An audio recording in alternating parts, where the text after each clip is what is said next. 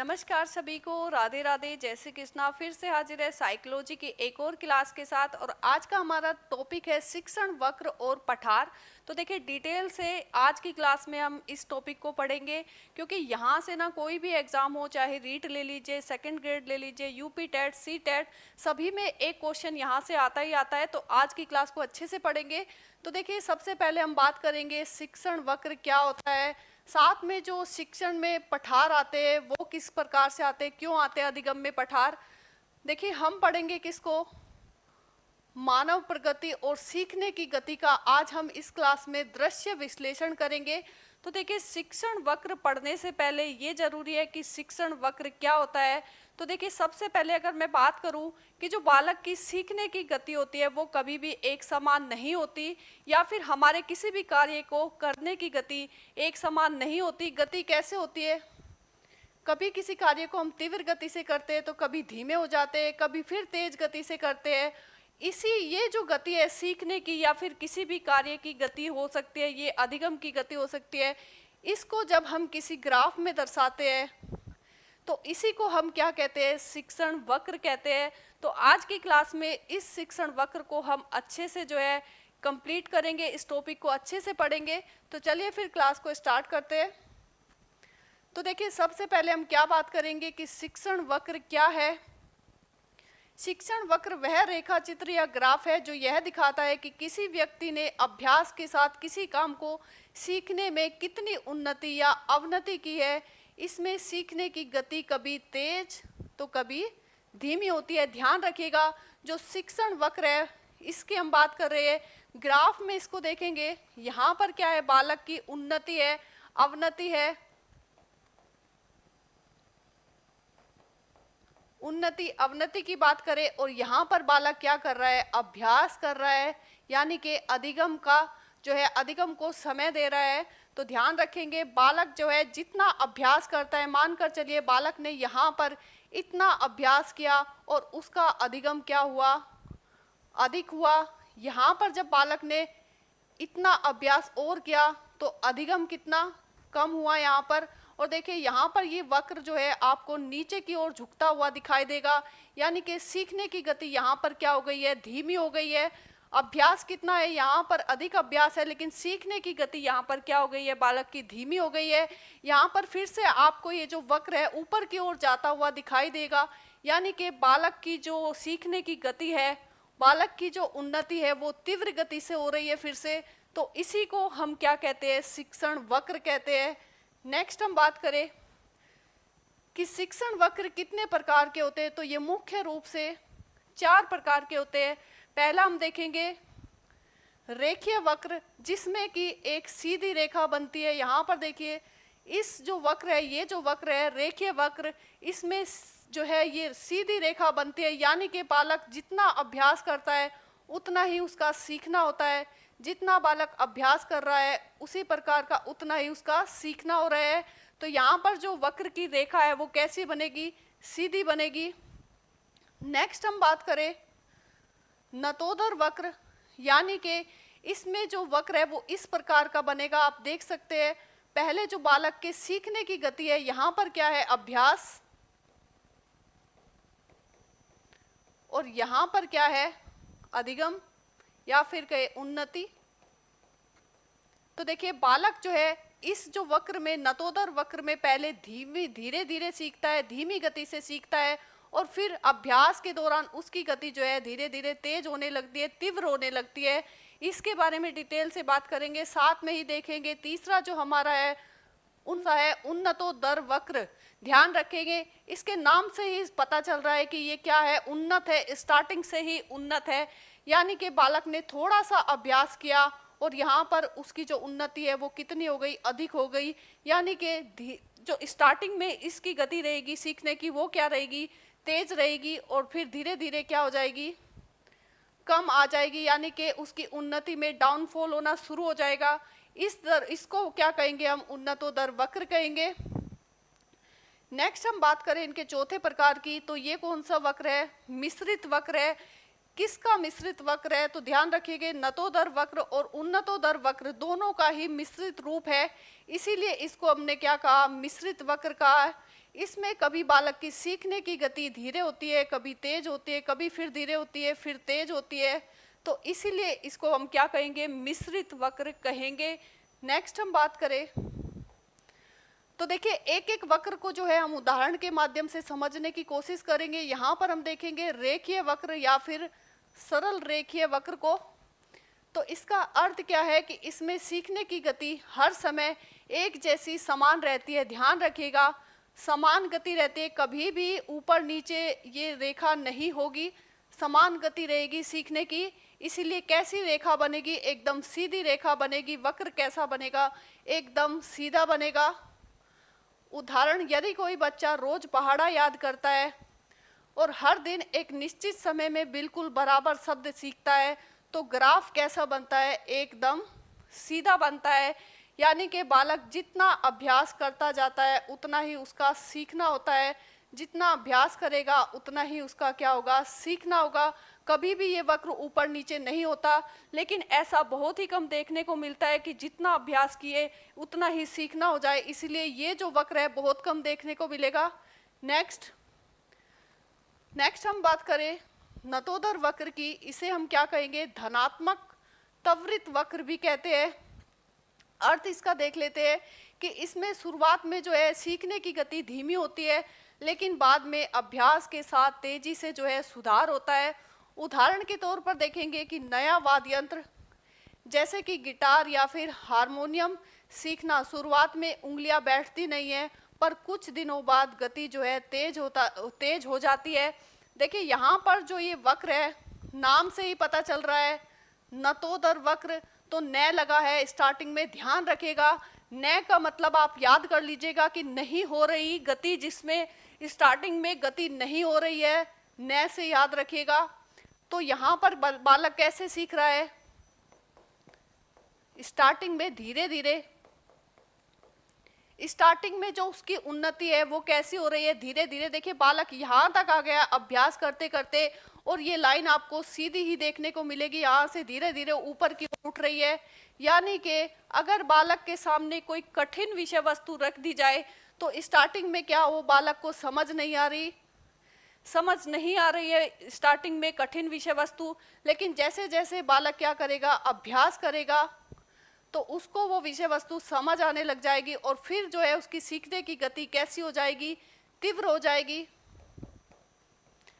जाएगी। तो देखिए क्वेश्चन किस तरीके से आता है कि जिसमें स्टार्टिंग में बालक का सीखना धीरे धीरे हो रहा है और बाद में जो है उसकी अधिगम की गति, सीखने की गति तीव्र हो जाती है, तो वहां पर जो है कौन सा वक्र बनता है। तो ध्यान रखिए कौन सा वक्र बनेगा, नतोदर वक्र। इसको हम क्या कहते हैं, धनात्मक त्वरित वक्र। यानी कि ये बढ़ता हुआ वक्र है, ऊपर की ओर बढ़ता हुआ ये वक्र है, इसलिए हम किसको क्या कहते हैं, धनात्मक त्वरित वक्र।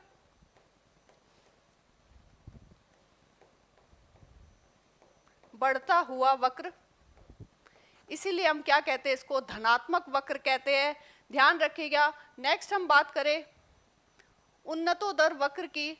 इसे हम क्या कहते हैं, ऋणात्मक त्वरित वक्र कहते हैं, क्योंकि स्टार्टिंग में तो सीखना बहुत अधिक होगा, लेकिन बाद में क्या है, इसमें डाउनफॉल आना शुरू हो जाएगा, वक्र जो है नीचे की ओर आएगा।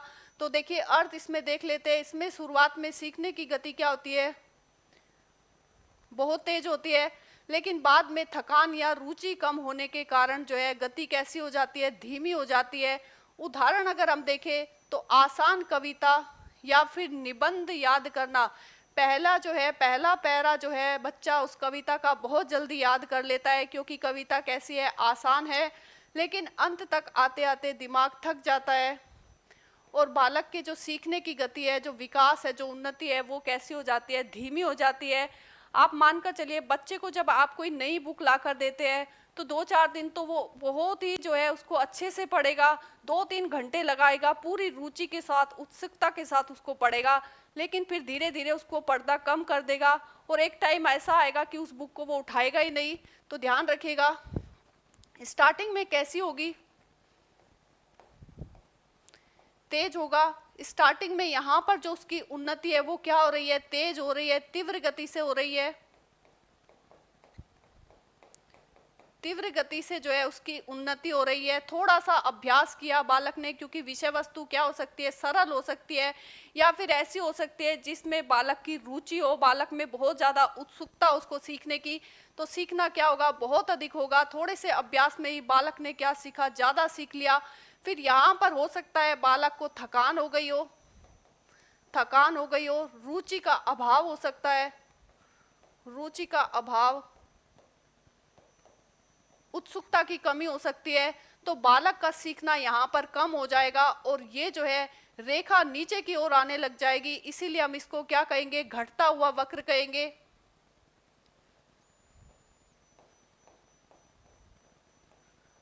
घटता हुआ वक्र इसको हम कहेंगे। नाम से ही पता चल रहा है, ऋणात्मक त्वरित वक्र यानी कि घटता हुआ वक्र इसको हम कहेंगे। तो देखिए हमने इसकी बात कर ली है। नेक्स्ट बात करें हम मिश्रित वक्र, या फिर हम इसको कह सकते हैं एस आकार का वक्र। इसमें क्या होता है कि देखिए ये किसका जो है मिश्रित रूप है, नतोदर और उन्नतोदर दोनों का ही मिश्रित रूप है, इसलिए हमने इसका नाम क्या रखा, मिश्रित वक्र इसको हम कहते हैं। इसमें सीखने की गति देखिए कभी तो उन्नतोदर की तरीके से बहुत तीव्र होती है, फिर धीरे धीरे कम होने लग जाती है, और कभी नतोदर के, अगर आप देखें नतोदर की तरह से धीमी गति होती है और फिर धीरे धीरे क्या होती है, तीव्र होती जाती है, फिर धीमी हो सकती है, फिर तीव्र हो सकती है। तो इस प्रकार का जो है वक्र बनता हुआ दिखाई देगा। यहाँ पर आप देख सकते हैं एस आकार भी आपको दिखाई दे रहा है। तो यहाँ पर जो वक्र बनेगा वो कैसा बनेगा, मिश्रित वक्र बनेगा, एस आकार का ये वक्र बनेगा। यह नतोदर और उन्नतोदर वक्र का मिला जुला रूप है। इसमें प्रकृति कभी तेज तो कभी धीमी होती रहती है। याद रखिएगा प्रश्न इस तरीके से बन सकता है कि कौन सा वक्र बनेगा जब बालक के सीखने की गति कभी तेज तो कभी धीमी होती है। याद रखिएगा वहां पर कौन सा वक्र बनेगा, मिश्रित वक्र यहाँ पर बनेगा। तो ध्यान रखना है कभी तेज होती रहती है गति तो कभी धीमी होती रहती है।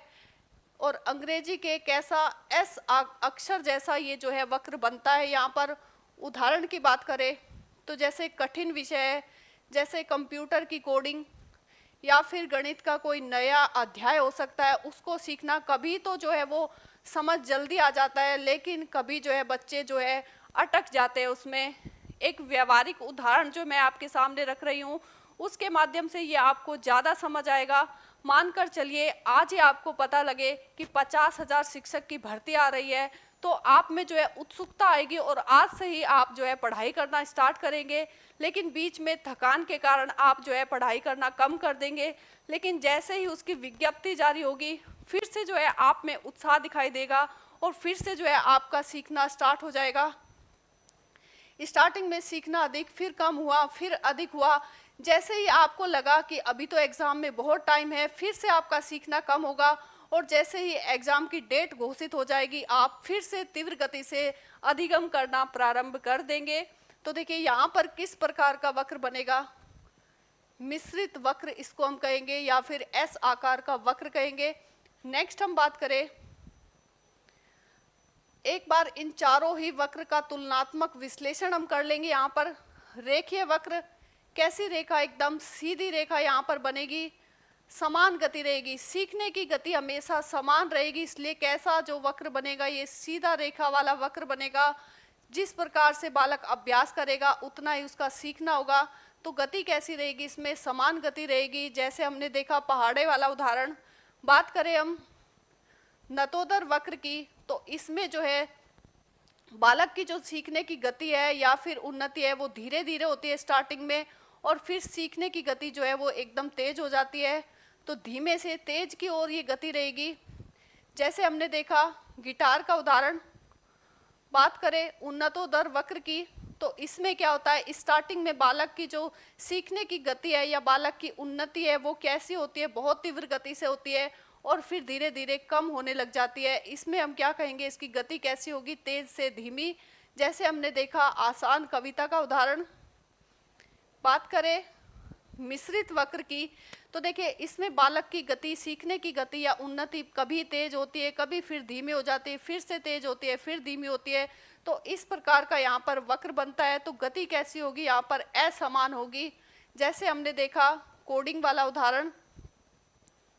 नेक्स्ट हम बात करें सीखने के पठार की, तो देखिए यहाँ से क्वेश्चन बनता है, इसको आपको अच्छे से ध्यान रखना है। कई बार एग्जाम में पूछा हुआ ये है कि पठार क्या होते हैं, कैसे बनते हैं, क्या क्या कारण हो सकते हैं इसके बनने के। तो देखिए जब सीखने की प्रक्रिया के दौरान उन्नति बिल्कुल रुक जाती है, यहाँ पर ध्यान दीजिएगा, उन्नति का या अधिगम का एकदम रुक जाना ही क्या है, पठार है।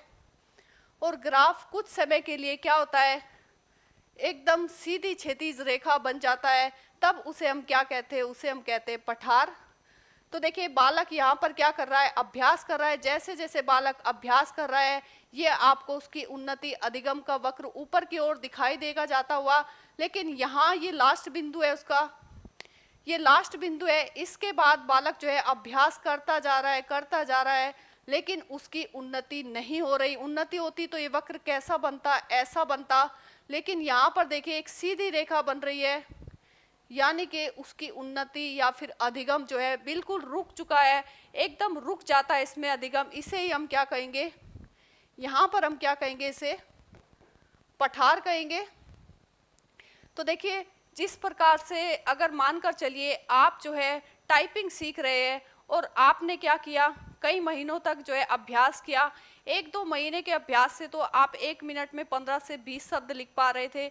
जैसे ही आपको 6 महीने का अभ्यास करते करते हो गए, अब आपने जो है 1 मिनट में करीब 50 शब्द आप लिख लेते हैं। लेकिन उसके बाद आपको जो है टाइपिंग करते करते 6 से 8 महीने हो गए हैं, लेकिन शब्द एक भी नहीं बढ़ा, यानी कि आप जो है 50 शब्द से ऊपर नहीं जा पा रहे हैं। तो इसको हम क्या कहेंगे, पठार कहेंगे। इसी को हम क्या कहेंगे, पठार कहेंगे। 50 शब्द से ऊपर, 50 शब्द सीखने में पठार आ गया है, तो ध्यान रखिएगा। नेक्स्ट हम बात करें कि पठार के कारण क्या है और इसके प्रभाव क्या है। तो देखिए हो सकता है बालक को मानसिक थकान हो गई हो, जैसे कि आप जो है किसी एग्जाम की तैयारी बहुत लंबे टाइम से कर रहे हो, तो बीच में जो है मानसिक थकान के कारण भी क्या आ सकता है, पठार आ सकता है। सीखना जो है एकदम रुक जाएगा यहाँ पर, तो ध्यान रखिएगा। बीच में क्या होगा, मानसिक थकान के कारण सीखना या अधिगम एकदम से रुक जाएगा। याद रखिएगा यहाँ पर रुचि की कमी भी हो सकती है, पठार का कारण रुचि की कमी भी हो सकती है। आप किसी विषय वस्तु को पढ़ते पढ़ते बोर हो गए हैं, उसमें जो है रुचि का अभाव हो गया है, रुचि का अभाव हो गया, रुचि की कमी हो गई है, इस कारण भी जो है अधिगम रुक सकता है, बालक की उन्नति रुक सकती है। साथ में बात करें पुराने जो है तरीके से बोरियत, यानी कि बालक पढ़ने में एक ही तरीका अपना रहा है और उससे जो है बालक बोर हो गया है, तब भी जो है ये पठार बन सकता है। बात करें कठिन कार्य, देखिए हो सकता है कार्य ही इतना कठिन हो कि बालक की क्षमताओं के बाहर हो, बालक की योग्यताओं के बाहर हो वो कार्य, तब भी जो है बालक के सीखने में क्या आ सकता है, पठार आ सकता है, यानी कि बालक का जो अधिगम है वो रुक सकता है। तो उदाहरण इसका हम देख चुके हैं कि वास्तविक उदाहरण क्या है। टाइपिंग सीखते समय एक ऐसा दौर आता है जब गति जो है 30 शब्द प्रति मिनट पर आकर कई हफ्तों तक वहीं रुकी रहती है। चाहे आप कितना भी अभ्यास कर लिए, इसके बाद सुधार का नया चरण शुरू होता है। तो ध्यान रखिए इस पठार को तोड़ने के लिए आपको क्या करना पड़ेगा, तरीके बदलने पड़ेंगे। जो आप पुराने तरीके यूज़ कर रहे हैं सीखने के लिए, अधिगम के लिए, उन तरीकों को आपको बदलना होगा। साथ में ही बालक को किसकी ज़रूरत होगी, अभिप्रेरणा की। अभिप्रेरित बालक को करना पड़ेगा यहाँ पर। और देखिए मानसिक थकान कम करने के लिए उसको किसकी आवश्यकता है, आराम की।